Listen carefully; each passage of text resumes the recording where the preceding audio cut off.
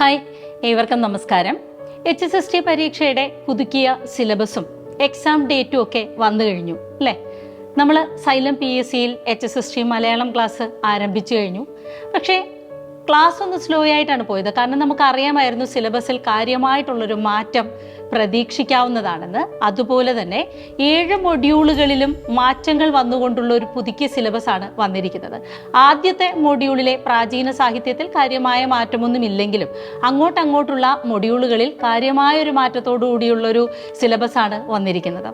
First മൊഡ്യൂളുകളിൽ നമ്മൾ പഠിച്ചതൊന്നും തന്നെ വേസ്റ്റ് ആയിട്ടില്ല. പക്ഷേ ഇനിയുള്ള മൊഡ്യൂളുകളിലെല്ലാം തന്നെ മാറ്റങ്ങൾ ഉൾക്കൊണ്ടുകൊണ്ടുള്ള ഒരു പഠനക്രമമായിരിക്കും HSST മലയാളം ക്ലാസ്സുകളിലൂടെ കടന്നു പോകുന്നത്. ഒരു അസിസ്റ്റന്റ് പ്രൊഫസർ ഇൻ മലയാളം കോളേജുകളിലേക്കുള്ള അസിസ്റ്റന്റ് പ്രൊഫസർ പരീക്ഷയിൽ പ്രതീക്ഷിക്കാവുന്ന തരത്തിലുള്ള ആ പരീക്ഷയ്ക്കുള്ള സിലബസുകൾക്ക് കൂടി ഇൻക്ലൂഡ് ചെയ്തുകൊണ്ട് ടോപ്പിക്ക് കൂടി ഇൻക്ലൂഡ് ചെയ്തുകൊണ്ടുള്ള 7 മൊഡ്യൂളുകളിൽ നിന്ന് 10 മൊഡ്യൂളുകളിലേക്ക് പോകുന്ന സംവിധാനമാണ് പുതിയ സിലബസിൽ നമ്മൾ കാണുന്നത്.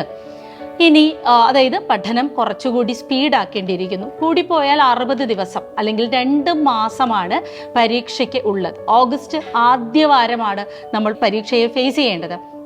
ഓഗസ്റ്റ് ആദ്യ വാരം പോകുന്ന പരീക്ഷയ്ക്ക് എങ്ങനെ 10 മൊഡ്യൂളുകളിലൂടെ ഇത്രയും വാസ്റ്റ് ആയിട്ടുള്ള ഒരു സിലബസിനെ എടുത്തു തീർക്കാൻ പറ്റും? നേരത്തെ പറഞ്ഞിട്ടുള്ളതുപോലെ HSST മലയാളം ക്ലാസ്സിൽ പറഞ്ഞിട്ടുള്ളതുപോലെ ബാലപാഠം ഒന്നും പഠിച്ചു തുടങ്ങേണ്ട കാര്യമില്ല അല്ലേ? എല്ലാവരും തന്നെ മലയാള സാഹിത്യത്തിൽ PG പോസ്റ്റ് ഗ്രാജുവേഷനും കഴിഞ്ഞ് അതേ സബ്ജക്റ്റിൽ തന്നെ സെറ്റും കഴിഞ്ഞൊക്കെ വന്നിട്ടുള്ളവരാണ് ഈ പരീക്ഷയെ അഭിമുഖീകരിക്കാൻ പോകുന്നത്. അതുകൊണ്ട് തന്നെ സിലബസിൽ പറഞ്ഞിട്ടുള്ള കാര്യങ്ങൾ ചോദ്യരൂപേണ വരുമ്പോൾ എങ്ങനെ നമ്മളത് അറ്റൻഡ് ചെയ്യണം, പിന്നെ ആധുനിക സാഹിത്യത്തിൽ നിന്നുള്ള ചോദ്യങ്ങൾ, അതുപോലെ തന്നെ ഈ സാഹിത്യം അഥവാ ബ്ലോഗ് സാഹിത്യവുമായിട്ട് ബന്ധപ്പെട്ട് IT ഓറിയന്റഡ് സ്റ്റഡി മലയാളം ലിറ്ററേച്ചറിൽ ആ കാര്യങ്ങൾ കൂടി ഒന്ന് വിശദമായി ക്ലാസ്സിൽ പഠിക്കുന്നതോടുകൂടി ഈ ഒരു പരീക്ഷയിൽ മലയാളത്തിലെ 70 മാർക്കും സേഫാണ്. സൈലം PSC HSST മലയാളം ക്ലാസ്സുകൾ വിഷ്ണു പ്രസാദ് സാറും ഞാനുമാണ് ക്ലാസ്സുകൾ എടുക്കുന്നത്. ഈ ക്ലാസ്സുകളിൽ മൊഡ്യൂൾ തിരിച്ചുള്ള ഏറ്റവും ഭംഗിയായ ഒരു പഠനക്രമം തന്നെ നിങ്ങൾക്ക് കിട്ടും. ആഴ്ചയിൽ 6 ദിവസമാണ് നമ്മൾ ക്ലാസ് സെറ്റ് ചെയ്തിരിക്കുന്നത്. ഒപ്പം ഒരു ദിവസം മോക്ക് ടെസ്റ്റും 50-100 മാർക്കിന്റെ മോക്ക് ടെസ്റ്റുകളാണ് നിങ്ങൾ ക്ലാസ്സിൽ അറ്റൻഡ് ചെയ്യാൻ പോകുന്നത്.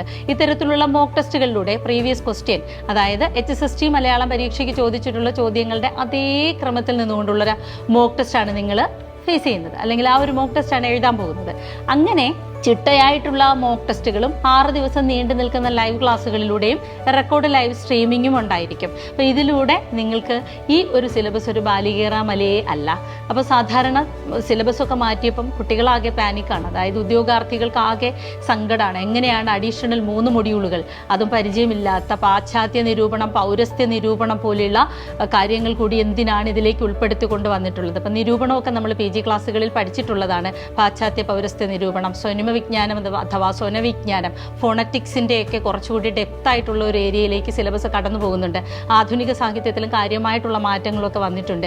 ബ്ലോഗ് എഴുത്തിലും കാര്യമായിട്ടുള്ള മാറ്റങ്ങൾ വന്നിട്ടുണ്ട്. അപ്പോൾ ഇതൊക്കെ സിലബസിൻ്റെ പാർട്ടാക്കിക്കൊണ്ട് എന്തിനായിരിക്കാം കുറച്ചുകൂടി സീരിയസ് ആയിട്ട് കാര്യങ്ങൾ പഠിച്ച ഒരു പ്രൊഫസർ റാങ്കിലേക്ക് തന്നെ, അല്ലെങ്കിൽ ആ ഒരു റേഞ്ചിലേക്ക് തന്നെ പോകേണ്ടുന്ന ഉദ്യോഗമാണല്ലോ ഇത്. അപ്പോൾ അതുകൊണ്ട് HSST പരീക്ഷ അതായത് ഹയർ സെക്കൻഡറി നിലവാരത്തിൽ കുട്ടികളെ പഠിപ്പിക്കുമ്പോൾ മലയാള സാഹിത്യം അത്രത്തോളം, അല്ലെങ്കിൽ മലയാള വ്യാകരണം അത്രത്തോളം, മലയാളം എന്ന സബ്ജക്റ്റിനെ അത്രയ്ക്ക് സീരിയസ് ആയിട്ട് കണ്ട് പഠിച്ചു വന്ന് പരീക്ഷ എഴുതട്ടെ എന്നുള്ള ഉദ്ദേശത്തോടെ ആയിരിക്കാം 7 മൊഡ്യൂളുകളിൽ നിന്ന് 10 മൊഡ്യൂളുകളിലേക്ക് സിലബസിനെ ഒന്ന് ഡെപ്താക്കി കൊണ്ടുവന്നിരിക്കുന്നത്. പക്ഷെ നമുക്കിതൊന്നും തന്നെ പ്രശ്നമായിട്ട് നമ്മൾ എടുക്കണ്ട. കാരണം ആക്ച്വലി നമ്മുടെ സബ്ജക്റ്റ് ഇതാണ് അല്ലേ? ഒരു 10ാം ക്ലാസ് +2 കഴിഞ്ഞിട്ട്, അല്ലെങ്കിൽ 10ാം ക്ലാസ് മുതൽ തന്നെ സെക്കൻഡ് ലാംഗ്വേജ് എടുത്തു പോവുകയും ഡിഗ്രി ക്ലാസ്സുകളിൽ 3 വർഷം നീണ്ടു നിൽക്കുന്ന മലയാള പഠനം, അതിനുശേഷം 2 വർഷം സീരിയസ് ആയിട്ടുള്ള മലയാള പഠനം അല്ലേ?